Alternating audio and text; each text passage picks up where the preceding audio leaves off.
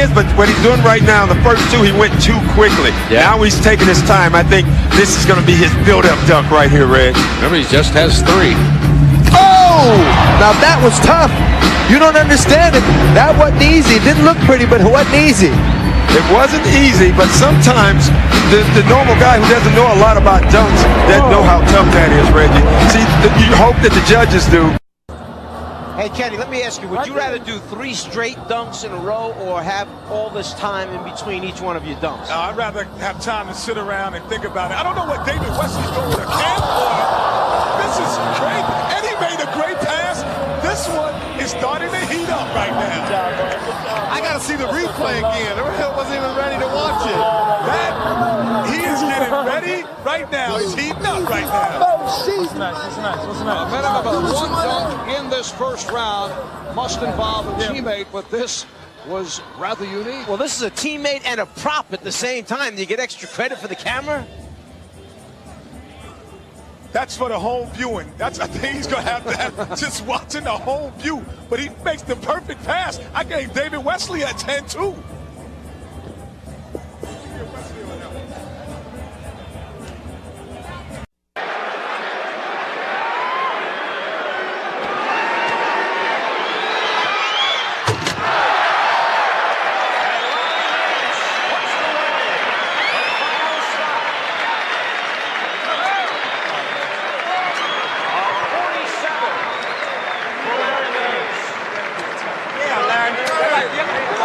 And a score of 40 out of 50 is the number to beat so far.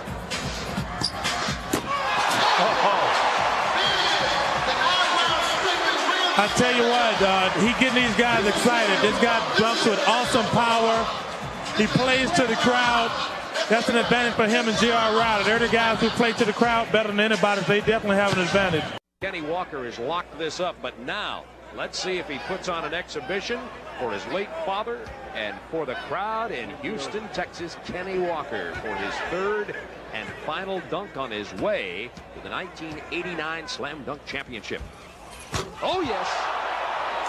Well, that's impressive because he can run him by the basket underneath with a lot of speed, and the timing has to be perfect because he doesn't have those large hands. He cupped it and still was able to reach back and throw it through. Well, you see Kenny Walker, who is our winner, the only one to start in the corner today and to come up from the underneath side of the basket, look at the head, get it out of the way, and then he drives it home. And the thing that's been so impressive about Walker, the hands, the leg, the showmanship that we talked about, the total package plus the power, he drives it home, and there's no question who is the top dog here at the Summit. And Kenny Walker with a 148.1 wins the championship to join the likes of Nance, Wilkins, Webb, and Jordan. He decides to do. Well, you know, He's going to bring out a blindfold. hold it. He got Dan Marley, the blindfolded, his teammate, who's also playing in the All-Star game tomorrow. Now we got some creativity here now. Well, I hope he can see out of this because I hope he don't hit that rim head first. I'm not believing this. Blind. Here comes Ceballos. Yes!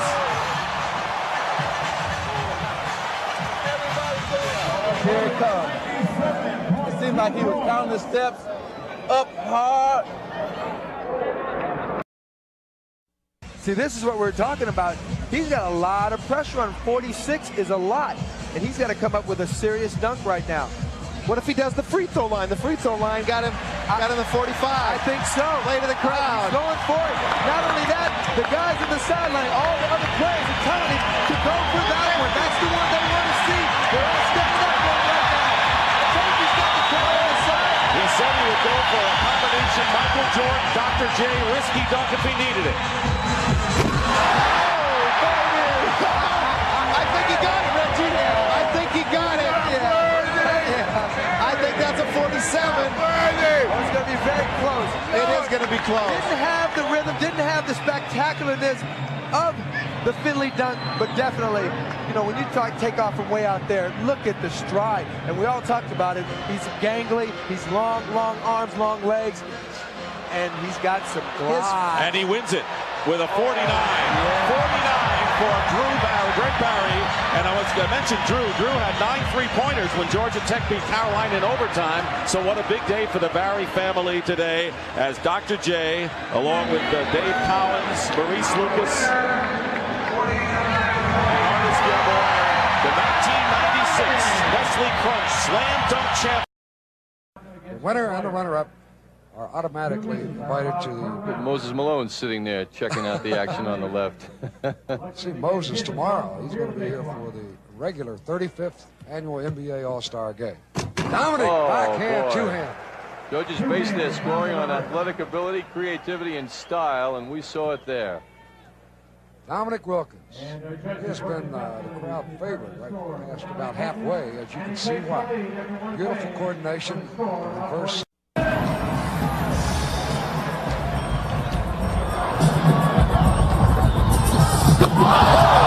Justin Mason once again making contact with teammate Rashard Lewis. Took a couple of hits. Rashard Lewis hugging him and thanking him for not landing on him. Next one, I'll also hook up.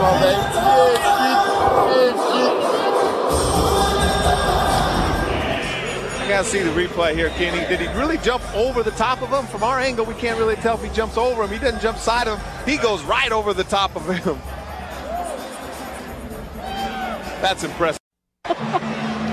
All right, here's Fred Jones. He's got to bring it, though. Fred's got to bring it if he wants to even be close in this round. What is he shooting? That looked like my shot. We're shooting stars. Steve, you still a better shooter than Kenneth Smith will ever be.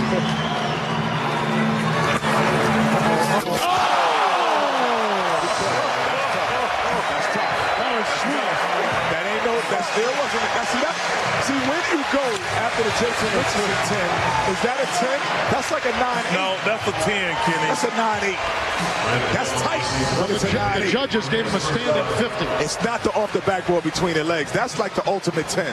That's why you got to go 9-8s and 5s and all of that. That is sick, though. Okay. That's awful there. That is only because it was a miss. It wasn't a miss pass. He went the. This is the final round. 3 players advance. Each player will attempt 2 dunks here on a rotating basis. So Kobe will dunk, and then so will the other 2. Then they'll do it one more time. Oh, between the legs, Kobe Bryant. Look at him. Check him out. Check him out. Check him out. Look at him. It's tough to look at him as a tough guy, though, Reg. You know, he's so skinny. You know what? It ain't a fight, Doc. It ain't a fight. Boy, the boy got some rhythm and flavor. And after he dunks his ball, check him out. Nice between the legs over the top. Look at him. That is so difficult. Some people can't dribble between their legs. He's dunking between his legs. Let's see what the judges give him. Oh, yes. Yes. Yeah, boy. There's the Hulkster. Here to come up with a big one. Of course, a lot will depend upon what happens with Dominique, but hey, this is still wide open. Remember, Dominique has used his replacement dunk. Now, he likes one here. I don't know if he's going to do it where he takes off and then comes over the other side of the basket behind his head. Ooh. A two-handed windmill jam. And Cliff Pedersen, his Atlanta teammate, came up. You saw the look of Magic Johnson and Isaiah Thomas. When you impress these guys, that's good. Look at this. I mean, look at this power.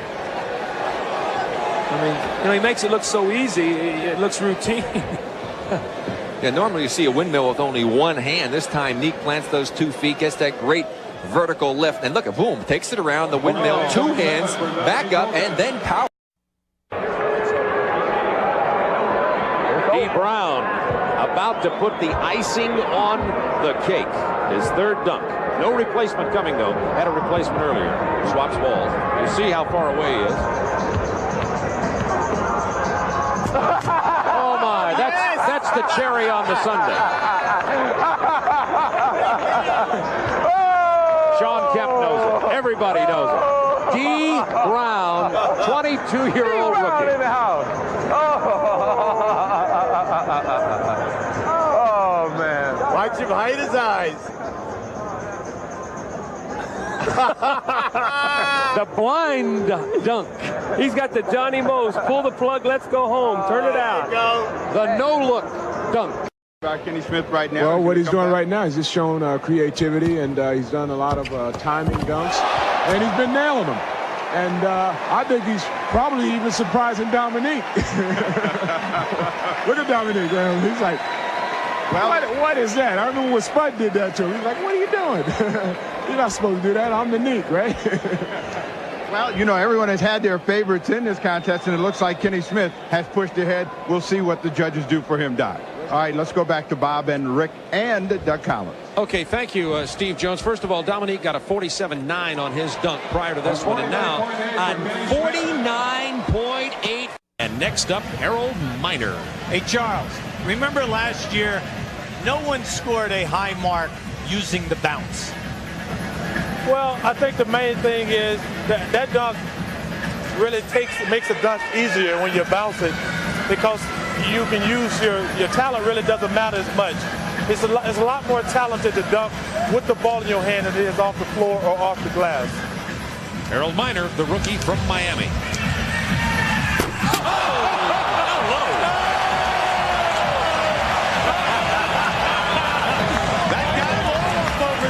That's a wake-up call.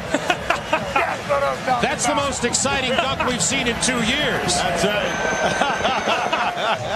He brought that one from his toes. All right, let's listen to this now. Let's just watch and listen to Harold Miner. Well, watch how far he brings it down.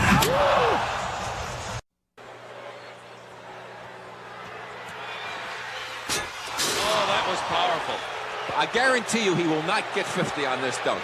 Guaranteed. A two-handed windmill, and the judges are going through, their entire lives are flashing in front of their eyes. 47, Michael gets a 50, and it's a dunk off. Well, we watched Dominique Wilkins come in, and again, with a power and authority low with two hands. And the judges have awarded Dominique Wilkins a 45.